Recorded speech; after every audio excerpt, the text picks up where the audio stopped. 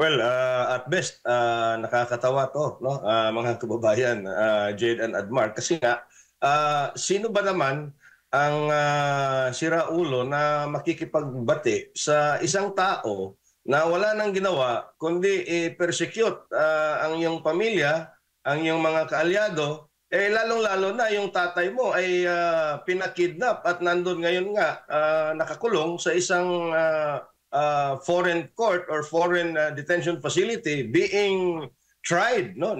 Well, not in fact tried yet, no? By a foreign entity. This is not just rhetoric. This is a blatant insult, no, to the intelligence of the Dutertes, their allies, and their supporters, no? Again, ewan ko kung sinong naglalakas loob na anong tawag dito, bigyan ito ng imprimatur or bigyan ng approval sa kanilang mga spin doctors dyan sa Malacanang, kasi this is out of the planet na mga statements nitong si Bongbong Marcos eh. Opo, at nakikita nyo dahil ano bang dahilan, pinaka-reason, bakit kaya ganito ang pihit ngayon ng Pangulong Bongbong Marcos Jr.? Well, for one, no, halimbawa, if we give credence to his statements na makikipagbati daw siya, yung very poor showing ng kanyang mga kandidato sa alyansa na talagang binabandera ng mga survey firms na that they will win by a landslide, no? And in fact, during the start of the campaign, itong si Bongbong Marcos nagbayabang pa na yung kanyang alyansa ay magbibigay ng 12-0 na resulta, no, 12 being the winners, no, ng kanyang alyansa senatorial balls, no, at hindi nangyari yon. In fact, merong 5, no, na galing sa mga Duterte, yung tinatawag ngayon na Duterte Bloc, at may 2 nga na mga Dilawan at Pinklawan, no, surprisingly. So this is actually a referendum. Lahat naman ng midterm elections is a referendum on a current or the sitting administration. And it just shows that the Filipino people is not satisfied, no, with the performance of Bongbong Marcos's government. Therefore, siguro nakikita at hindi naman tayo bulag, no? Yung mga critical thinking Filipinos, it doesn't take rocket science, no? It doesn't take a genius na lahat ng ginagawa nitong administrasyon ng Bongbong Marcos na ito for the last 3 years ay walang pakundangang persecution at pagtutugis ng kanyang kaalyado sana sa unity team, no? Na yun na nga mga Duterte, and in fact I would argue na hindi siya mananalo bilang presidente kung hindi si VP Sara yung kanyang pangalawang pangulo doon, no? Jade. Opo, at sinasabi nga ng ilan sa mga kaalyado ng mga Duterte, tulad na lamang po ni Attorney Sal Panelo, ni Senator Bongo at maraming iba pa, na kung gusto talagang makipagkasundo ni Pangulong Bongbong Marcos Jr., dapat pauwiin, pabalikin na dito si dating Pangulong Duterte sa Pilipinas. Tama, no? Sino ba naman ang, sabi ko nga kanina, sino ba naman ang loko-lokong tao na makikipagbati sa isang tao na pinakidnap yung tatay mo? Not just tatay mo, but tatay ng sambayan ng Pilipino.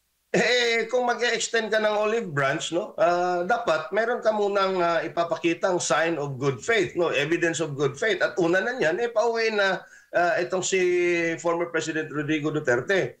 Yun. Pangalawa, sabi pa rin niya na sawa na raw yung mga Pilipino sa pamumulitika. Nandyan yung impeachment eh.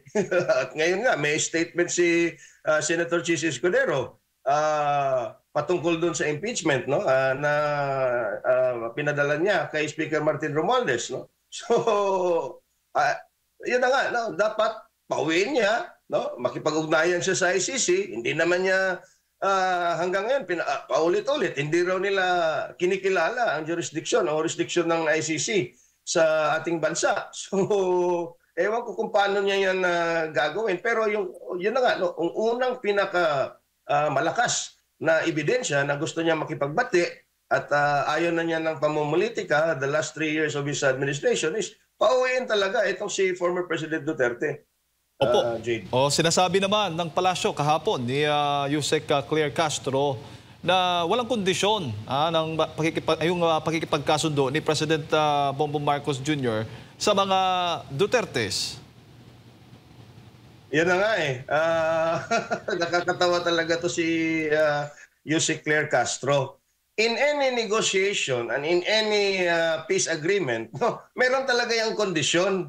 Hindi naman po pwede na walang kondisyon, Jade and Admar. This administration and the Dutertes has been in a public confrontation with this administration unreasonably, no, and blatantly violating, in fact, the constitutional rights of our former president. Yung mga critics nila sa mga hearings nila dyan sa TRICOM, yung mga kaalyado ng mga Duterte doon sa Quadcom. So I really don't understand bakit sinasabi nitong si Claire Castro na unconditional daw dapat yung pakikipagbati ni Bongbong Marcos. Kung ganun, na wala palang kondisyon yan, ba't nyo pa sinabi?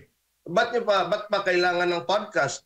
Ba't kailangan pang sabihin doon kay Katunying? Diba? So, yan lang, Jay. Oo.